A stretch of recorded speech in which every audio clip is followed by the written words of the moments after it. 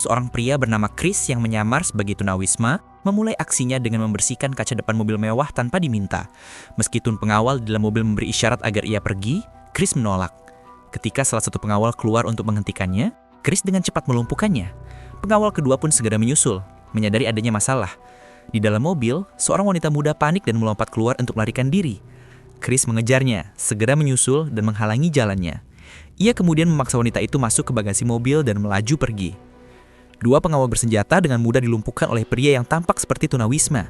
Bos mereka, seorang raja kejahatan bernama Vincent, yang diyakini wanita itu sebagai ayahnya, sangat marah. Vincent segera menetapkan hadiah besar bagi Chris dan bersumpah akan mendapatkan putrinya kembali.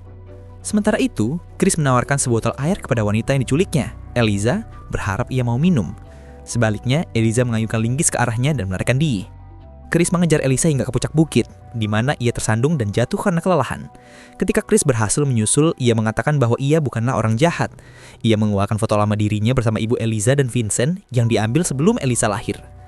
Namun Eliza tidak mempercayainya, merasa bahwa sebuah foto saja tidak cukup sebagai bukti. Chris kemudian menjelaskan bahwa ia telah berjanji kepada ibunya bahwa ia akan menemukan Eliza dan membawanya menjauh dari Vincent, apapun resikonya.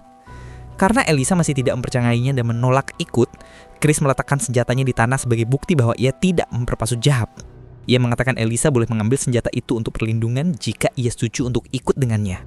Begitu Eliza masuk ke dalam mobil, ia langsung mengarahkan senjata itu ke Chris dan memintanya membawanya pulang. Chris menjelaskan bahwa ia tidak bisa karena mobil kehabisan bensin. Mereka harus berhenti di pom bensin terdekat terlebih dahulu. Saat Chris sedang mengisi bensin, Eliza diam-diam membuka pintu dan melarikan diri. Ia mencoba meminta bantuan orang lain dan meraih telepon umum untuk menghubungi Vincent. Chris tidak punya pilihan selain mengejarnya. Panggilan telepon terhubung, tetapi sebelum Eliza sempat berbicara, Chris berhasil mendatapnya dan menariknya pergi untuk menghentikannya melarikan diri lagi. Di dalam mobil, Eliza berteriak dan menangis. Chris akhirnya memutuskan untuk mengatakan yang sebenarnya. Ketika Eliza berteriak, "Kau siapa berani mengaturku?" Chris menjawab, "Ayahmu, aku adalah ayahmu." Namun tanpa bukti, Eliza tetap tidak mempercayai apapun yang dikatakannya. Mereka berhenti di restoran terdekat. Di sana, Chris menceritakan bahwa ia telah menghabiskan 15 tahun di penjara karena kejahatan yang tidak ia lakukan, dan bahwa dialah ayah kandung Eliza, bukan Vincent.